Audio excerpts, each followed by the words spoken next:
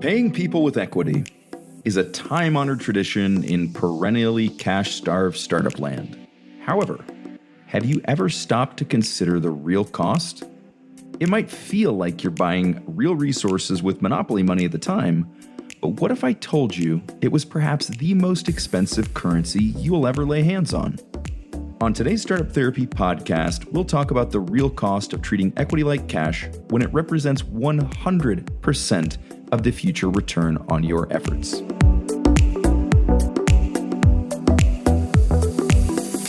Well, we know it's a really common scenario where startups at the early stages often treat equity like a replacement for cash.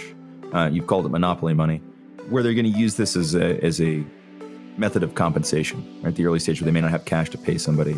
But one thing I think that's not talked about enough is what the downside of that can be. And so let's dig in a little bit. Like, in your opinion, what's wrong? What are some of the downsides of paying with equity? I don't think we value it properly, especially in the early days. You know, Ryan, you and I start a business today, and all of a sudden we've got 100% of the cap table and life is well. And then we want to bring on a designer, let's say, and she wants to charge us 5% of the company in order to design our website and our early brand collateral and all that great stuff. Yep. And we're looking at each other saying, man, 5 minutes ago, we didn't have anything, right? Now we can buy an entire designer for this monopoly money. Yeah, sure. Because if you don't design this website, we're going to have nothing anyway. So what's 5%? Right. And it's that thinking that is so dangerous. And I think today, when we talk through why you should, by all means, avoid paying people with equity, I think by the end of this episode, if you still think you should pay that person 5%, then Ryan, you and I have failed calamitously. Yeah. All right. There's our mission. We'll lay it out. We'll make this very real. Oh, okay. Yeah. No, it is. It's interesting because I think that we think of equity, especially at the early stage, right? We, like, to your point, we don't value it enough. We've discounted the future value down to very little at the beginning of the business, and we treat it like free money. The reality is that depending on what happens with that business, that may be the highest interest money that you could possibly tap into, right? As the future value that goes up, it gets exponential. Let's start there.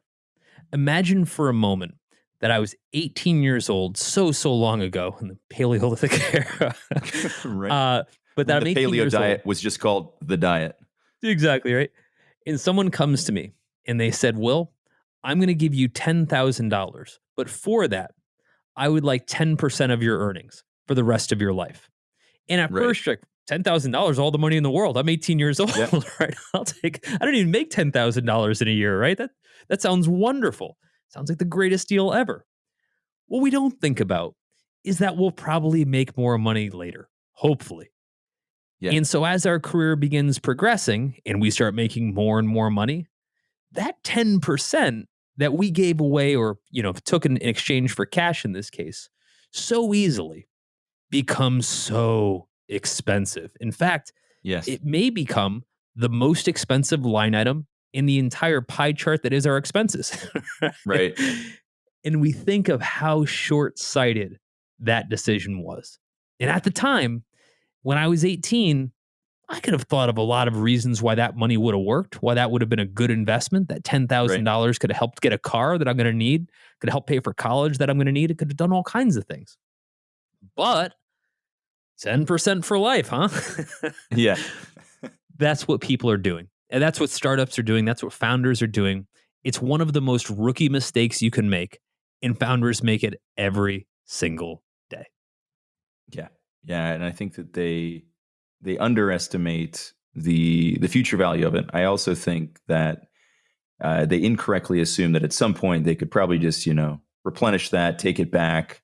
There would be some other options. And of course there could be, right? Depending on how you structure the equity grants and all that stuff. But again, we don't see that executed on very well in most cases, right? I think you and I could probably tick off 10 founders we've talked to in the last year who've dealt with some equity issue that's based on a really early decision that in hindsight, they know was a really horrible decision. And at the time, they probably would have fought tooth and nail to defend, no, we have to do this for this reason. We don't have cash. We don't have other resources. We have to do this, otherwise we're dead in the water. And that becomes the justification, right? If I don't have other options, if I don't perceive having other options, then this becomes a great idea. Ryan, as we get further into the podcast, I think we should definitely dive into what your alternatives are. So for the Yes. folks listening, just understand we will walk through alternatives. Before we get there, though, I really feel like we can't drive home this point of how expensive a unit of equity is. So I really just want to start there. We definitely covered the point that, yes, you'll be paying for that debt for the rest of your life. But here's the more important part. $1 of equity that you give away doesn't get replenished. If you spend $1, That's right. you can then make $1, your dollar's replenished.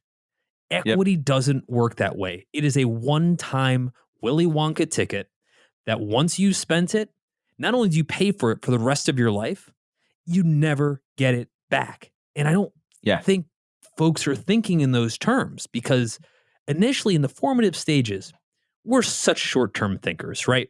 Again, we kind of have to be, but because we've never done this before, we think of, hey, this stuff we're getting is for free because we're paying it with equity. Later on, we'll learn. Later on, we'll learn. We paid for it with the most expensive dollar we will ever spend. And I the think fine print on this one is real. Oh, brother, it's so real.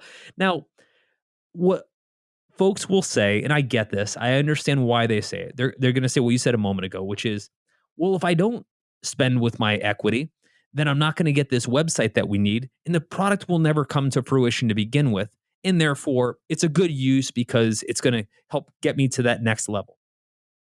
Right. And there's some truth to the argument. Problem is, it's not necessarily the only way you can pay for this. And it's also not necessarily the cheapest way you can pay for it. Right. So it's actually probably the worst decision you could possibly make. So I think with that, probably worth talking a little bit about what some of your options are. What do you think? Yeah, I think we should dig in. We definitely otherwise we're just presenting a problem here. Just don't pay with equity and good luck. Bye. Really short podcast. Yeah. Okay. So we get it. Equity's super expensive. I'm going to pay forever, over and over for the rest of my life. But what else could I do? Well, here's some interesting points. Here's some interesting ways you've got to think of how people receive equity. First thing is, when you say to somebody, I'm interested in paying you with equity, the first thing they're going to think of is, well, that's not money. So you're paying me in risk. And therefore, I need to get paid a lot for that risk. Yes. So that's one. Okay, so let's just kind of, bucket A is I have to get paid a lot for the risk. Bucket B is, if you don't value how much your company is worth or how much the equity is worth, et cetera, if you don't value the currency, how do I know how much to take? Here's how I know. I want 10% of the company. Right. Nice and arbitrary. Not as egregious as a quarter or a half. Sounds perfectly acceptable to anybody that would offer that to, right? Yeah. 10% of the company. And here's the funniest thing about 10%. Funny in the worst way possible. Funny in that it doesn't sound like a lot. 10% of a thing doesn't sound like a lot. Yeah. But the moment you call it 10% of anything valuable, it sounds like all the money in the world. I don't remember how much of Amazon Jeff Bezos owns, but I think it's him in the 10 or 20% at most. And he's the richest man in the world by a lot. 10% of anything that will ever have value is all the money in the world. So that's right. You as the entrepreneur, you think, okay, well, all the money in the world. Okay, the stakes are pretty high. What are my alternatives here? So again, bucket A was we were looking at it and saying how much risk is involved. Bucket B is how much is the currency worth. And Ryan, would you agree? Probably there's some combination of those two, how we make our equity decisions. Yeah, for sure. You have to keep some balance between those two. Right. So let's address both separately. Let's address how we tackle risk with the person we're going to pay, and then secondly, how we tackle value, which is essentially what bucket B is. When we talk about risk means will this asset, this equity, ever turn into cash to reward me for my contribution? Well, That's right. Ryan, you and I had the idea 9 seconds ago, right? So as of at present, it's not going to. You want to talk about a small number. That is a very wee decimal. A lot of zeros, but they're on the wrong side of the point. Correct. But let's talk about the part where we want to convert it to cash as the recipient. Actually, let's role play here, Ryan, if you will. You're the recipient. You're the person that's going to receive this equity, and I'm the entrepreneur trying to give it away. When I come to you and say, here's 100 shares in the company, what are the first things that come to mind as far as how you're trying to evaluate it? All right, my rent's due in a week and a half. How many of those will I need to give my landlord to pay my rent? Right, yeah. And basically, will any of this ever convert to cash, right? Exactly. Yeah. So if what you're looking for, Ryan, is cash, then why not give myself, and by way of that you, the optionality to convert that to cash at a later date on some kind of multiplier?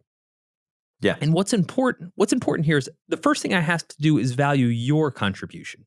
People overlook this all the time, right? Right. What will it take to get you to say yes to joining? Like, and they don't factor in, what is it worth paying for this person to say yes? Right? Oh my God, valuing that contribution is so important. It gets overlooked because you just know, like, well, we need a designer because we have to get the site launched, or, well, okay, but what is the real value of that? Right? What does that unlock? And try to get down to, like, just literally a cash equivalent, right? Because if you don't understand what it's going to cost you from a cash equivalent, how in the hell could you possibly determine how much equity to give away? That's exactly it. Okay, let's start there. So, Ryan, you come to me and you say, hey, you want to design my website. And you say, normally I would charge, let's say $10,000, a fair amount for this service, right? Cool. Now we've started to fill out some of the variables in this equation here, right? We didn't just say Ryan's going to participate. So for Ryan amorphously participating, he deserves 10% of the business. Sounds right. This negotiation's falling apart already, right?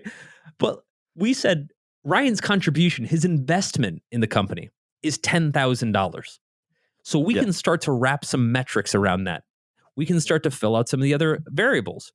We can say if Ryan's contribution is $10,000, then how much stock would it require in order for us to get him paid on $10,000? Well, if what we're saying is we're going to give him $1 million worth of stock for a $10,000 investment, great for Ryan. Ryan, you killed it. I did. You won this negotiation. But let's talk about the part where you're saying, hey, my rent's due, et cetera. What you're talking about is an evaluation, not just of the value of your contribution, but a valuation for risk, right? I'm going to spend $10,000 worth of time that I could have otherwise gotten paid for. So we may come to you and say, Ryan, we're willing to give you $50,000, not shares, dollars worth of stock. And we can get to valuation later, but we can give you $50,000 worth of stock with the option at any point to buy that down with cash at $20,000. It's essentially like a convertible note. Yep. What that does, it gives us the option that if for whatever reason we want to pay you in cash, we're going to pay you twice what you could normally get. Again, you can manage any kind of multiplier you want. I'm just using an example. Sure. But if we never call on that cash option and it's just equity, it's $50,000. It's a very specific amount of equity. It's not a percentage of the company. I wanted to kill that noise right away. Right. That's such a bad idea. I've never thing seen about that work percentages, they scale with the value of the company, right? $50,000 will forever be $50,000.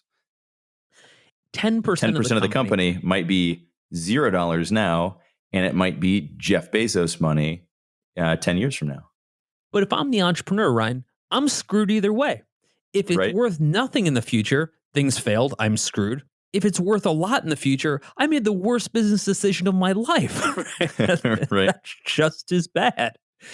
What I'm looking for is I need to build in some optionality, and I need to set a fixed price for the contribution.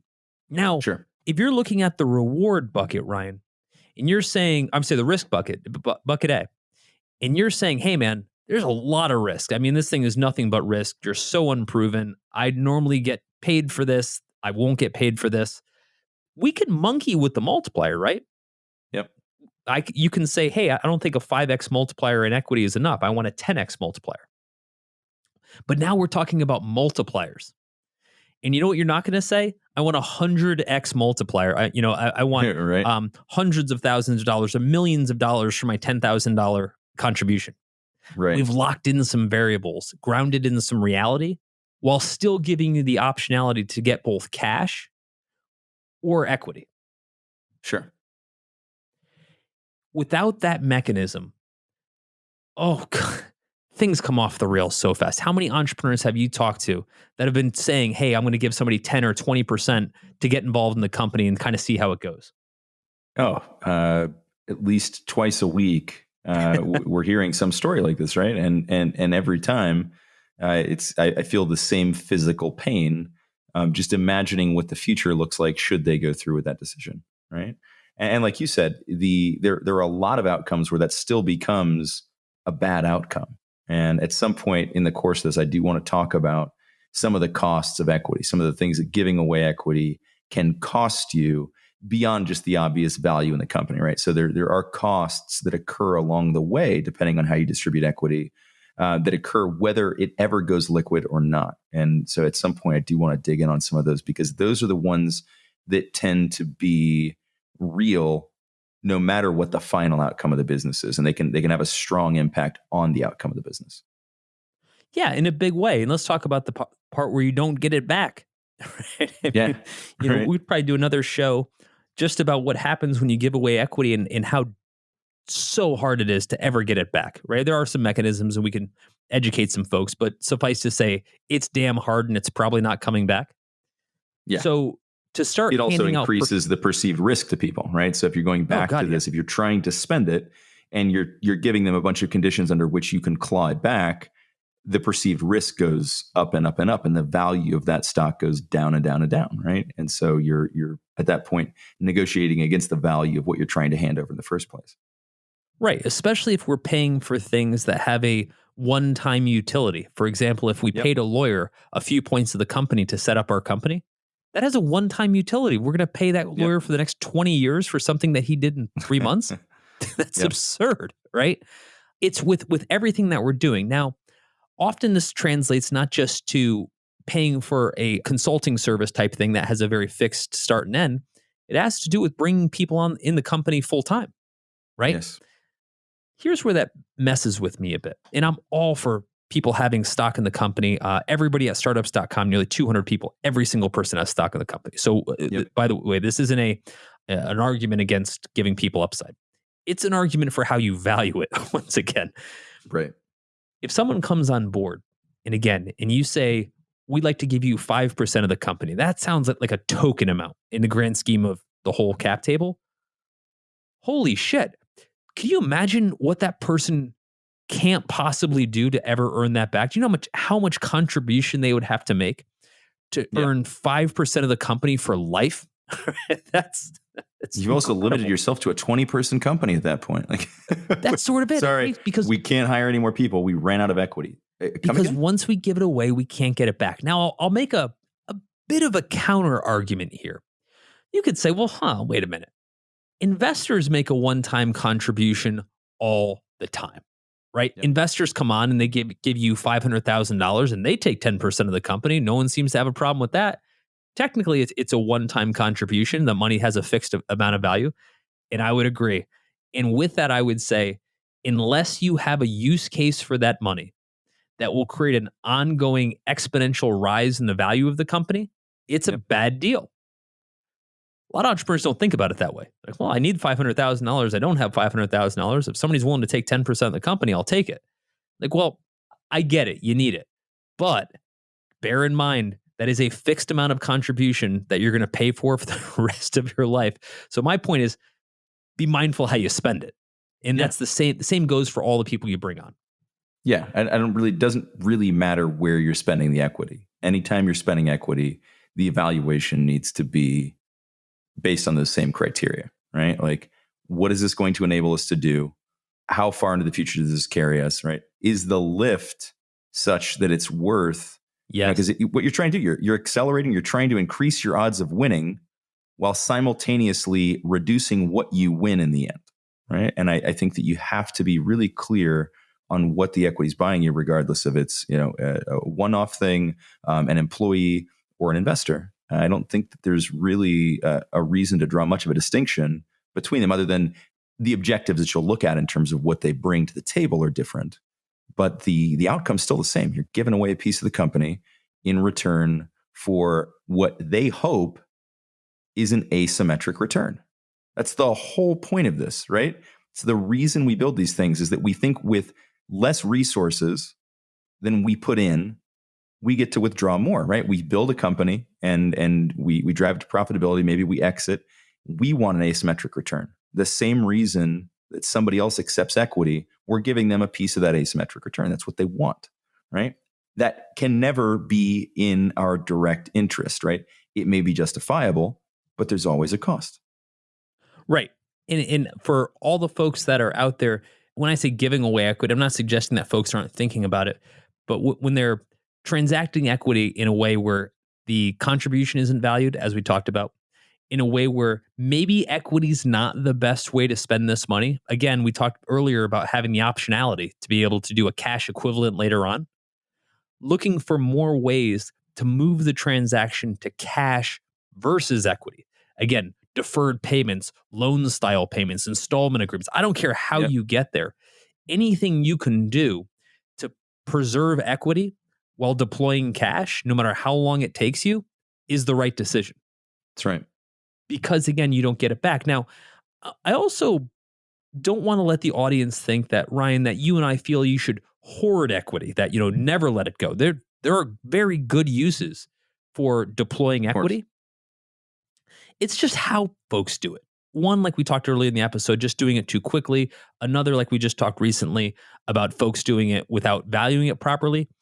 But I think there's a third part in thinking we have plenty left to go. Hey, we've only distributed 15% of the cap table. We've got another 85% to go. We got plenty of dry powder here. Ask anybody that's gone public how much dry powder they had left by the time they went public. Exactly. The moment you think, hey, I've got plenty left over, you probably haven't made it very far in the company, because the folks that are going to come in later, they're going to be taking swings off of this thing, are going to be taking much, much bigger chunks. Now, I'll also sort of add to that, I'd say. The most expensive equity you'll ever spend is the moment you found the company and pick a co-founder, right? Yep. Because at that moment, you're going to say, hey, Ryan, you and I love each other. Each of us gets 50%. By far, the most expensive decision either of us will ever make. And the probability that we got it right is damn near zero. Yep. That's here nor there. But when we move on and we start chipping away at that cap table, if we make it through 2 or 3 years, let's say, where we've given up, let's say 30% of the cap table, odds and ends, between employees, some early investors, et cetera. In all fairness, we've probably done pretty well. If we haven't increased the valuation of the company substantially by then, it sort of doesn't matter, because the next folks that are going to come in with bigger checks are going to gobble up the cap table in 10, 20, 40% chunks.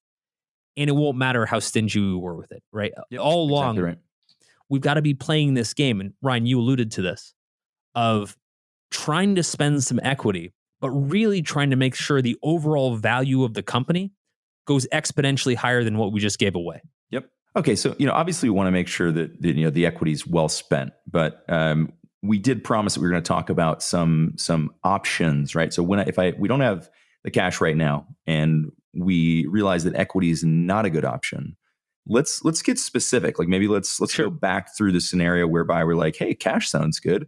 We don't have any right now. So what do we do about that? Like, what realistically, let's go back to that same negotiation. How do we turn that into cash from the beginning? How do we avoid the handover of equity, knowing how expensive it is? Let's get real practical here. What do we do? Sure. So if you think about it, if your contribution, Ryan, was $10,000, and we know that's the cash equivalent, we can do some really interesting deals here. We can say, if you're willing to take 5x that in equity, then that's already a given. But why don't we give ourselves at least the option, and by way of that, you the option to get some cash out of it? So if we Yeah. were to say, we have to pay you back in one of two mechanisms, either $20,000 in cash, preferably within a certain period of time. We could even stretch it out. Let's say it's 3 years. Either $20,000 in cash or convert it to $50,000 of equity. And it's our option as to whether we want to convert it. Now, When we you could say our have option, let's sorry, be real specific here. Whose Great option? point. It's my option. Here's why. Because from my standpoint, if I end up paying you $20,000, then I've more than paid for your services. Yep. But if I can't or don't want to pay essentially 2x market value, then it Yep. should be your option to be able to get the default payment, which is equity. Right. Again, this is sort of how convertible notes work. You could say, hey, Ryan, you could say, hey, I'd really like to have like to have that option between doing the two. Yep. However, if we give you the option, then we really didn't do our jobs as the company in Yep. making sure that we can buy down our equity contributions. That's right. That's right. Yeah. If you put the option in the hand of the payee, it becomes problematic, right? So in this case, we want to retain the option to be able to say, now that we're at that point in the future where we have the cash to pay, it's now time to pay. Do we believe that $20,000 in cash that we're going to hand over for, let's remind ourselves, for $10,000 in services, right? So we are paying above and beyond. They've had some asymmetric benefit to this. We got it when we needed it. They're going to get paid well. I'm going to get paid well in this scenario. I guess I'm the recipient here. So for me, if the decision is, then as the company, we want to decide which one of those is more costly, right? Is $20,000 in cash right now more valuable to us than $50,000 worth of stock, right? And that's the calculus. And we could do some interesting things with that. We could essentially put ourselves on the equivalent of a payment plan, right? Yep. We could then say, look, we can't afford $10,000, but we can afford $500 a month that we're essentially going to either squirrel away in a bank account, escrow style, and pay to you in some future lump sum payment when it hits $20,000. And that's one way we could do the math.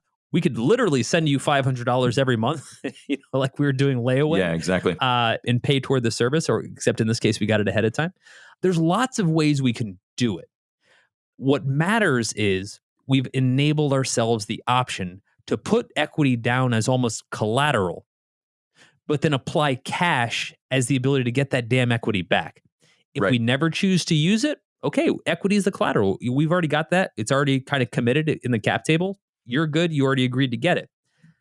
But if we can choose to pay you back some of that cash at some later date, and we can talk about what the exercise period is, that we could say, look, we've got up to 4 years to pay it, right? And we could even do it with interest if we wanted to sweeten the deal for you.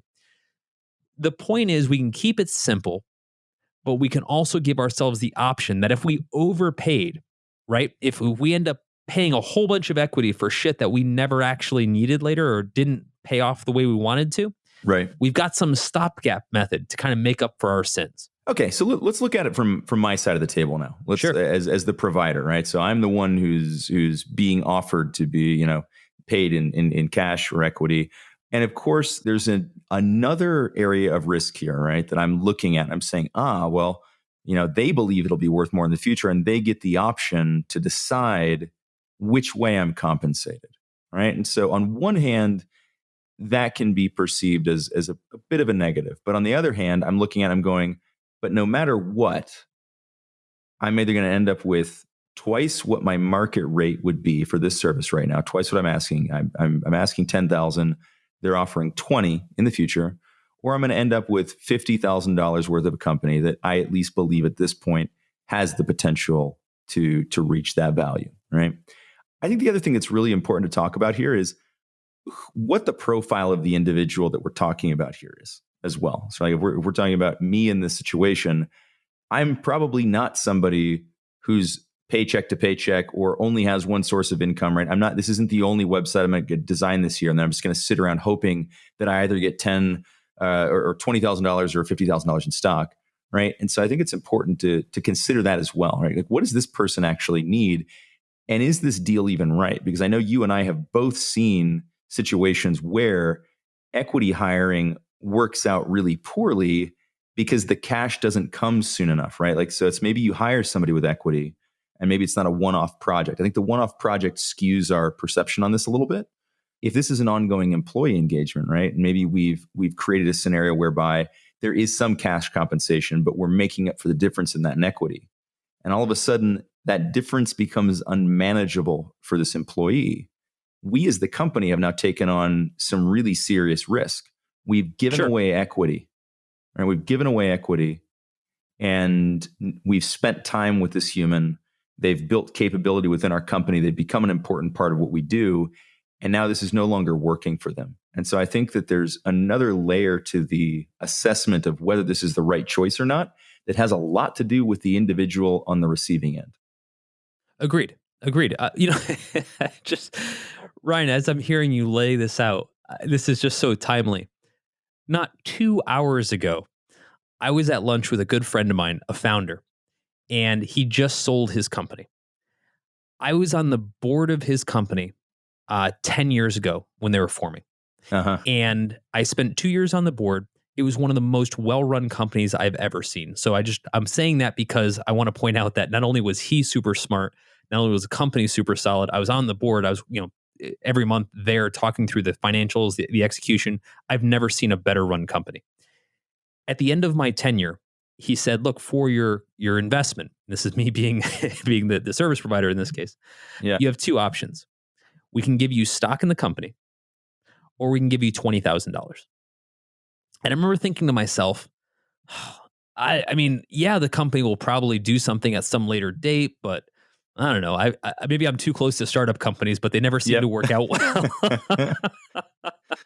And they were generating a fair amount of cash. So the $20,000, wasn't going to break their bank or anything else like that. So I said, I'll take the cash. It's killing me to say this story. Can you do the math on this for us? What would that Willy Wonka ticket have been worth today? About $300,000, and I didn't even think about it until we just started saying this. And it wasn't 2 hours ago. I was kind of taking him to a celebration lunch and congratulating him for selling for a massive amount. And I was so proud of him. It didn't even occur to me until we were sitting here that, I actually would have had stock in that company. I would have cashed that out. That's pretty funny.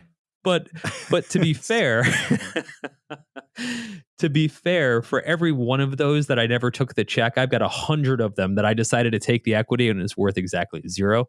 So I guess regardless of this being a quote bad decision, I think that the take the money and run isn't the worst decision either. However, I'll also say this. I felt I was pretty well compensated. Like I felt, for the time that I put in, the effort that I put in, the $20,000 that they gave me, I thought was incredibly generous, and I was more than happy to take it. Did I forego 10x return on that, et cetera? Yes, but I don't feel bad about it. No, and you shouldn't, right? You shouldn't. You were well compensated for what you did, and things worked out just fine for everybody. Speaking of board seats and giving away equity for these, at least a couple times a year, I get some kind of an offer from a startup company to join their advisory board, and they will gift me some equity. And this happened about a week and a half ago. And very, very inexperienced founding team were super excited to talk to me, and we had a great conversation. Gave them some what they thought were some great ideas and just some very valuable perspective, having been through this a lot. And they came back after the call and said, hey, we've thought about this a lot. I'm like, we talked an hour ago. So no, you haven't. But I'm glad that you think you've thought about it a lot. Sure. We'd love to bring you on as an advisor, and we'd like to give you 5% of the company. Whoa. That was literally the first words out of my mouth. And they said, but like, if you feel like you need more, I'm like, no. And I was like, you're actually going the wrong direction now. Or like, just by making that offer tells me that you don't understand the value of the equity, the value of your company, and that you're going to create a lot of other problems along the way. And so therefore I can decide very easily right now that no, I don't need or want 5% of your company in exchange for any small amount of my time. And I was kind about it. Right? I explained why and like all of the barriers that this could raise for them. Like, now go raise some funding and explain to the investors why there's a 5% ghost in your cap table who isn't actively involved, that you talk to once a month or once a quarter or whatever, why that person's sitting with 5%, right? Explain that decision to them, because they're going to evaluate that decision the same way that I was. They're looking at that and saying, I'm going to use this as a proxy to understand how you think about your business. Absolutely. And making mistakes like that cost you. And we talked about this earlier. I said I wanted to bring up some of these additional costs in equity. It's these type of costs, right? These things can become barriers, right? Like we talked about this in the last podcast, actually, having somebody who's no longer active in the company, who now represents 30% of the company, and they're no longer active. That's a huge problem for a lot of reasons. It is. And I think for folks, when they're first giving it away, just like the young founders you were probably talking to, in their mind, if it takes 5% of this monopoly money that they created 5 minutes ago in order to get someone as smart as you on the team, that's money well spent. Because again, they haven't been around the block yet. They don't understand that it's very hard to make your equity well spent. It's more likely that you're going to give it away in these sinkholes of value that you'll never get it back from, and spend the rest of your career at this company trying to figure out how to not make that decision again, then the probability that you're going to make that equity investment and it's going to reap all the benefits that you're going to be paying for the rest of your career. It's just not exactly right. Okay, so to wrap all this up and put a bow on it, let's remember that equity is the most expensive money we're ever going to spend. It is 100% of the future return. Every little bit of that we spend reduces that future return. So if we don't believe that we have this potential to create this future value, why are we spending it at all now today in any case? I think it's really important to maybe even imagine the future value of that equity, because we have to believe that. As founders, we have to believe that there's future value in that equity. Otherwise, we shouldn't be building whatever we're building. Imagine that future value of the equity, and imagine that's what you're spending today.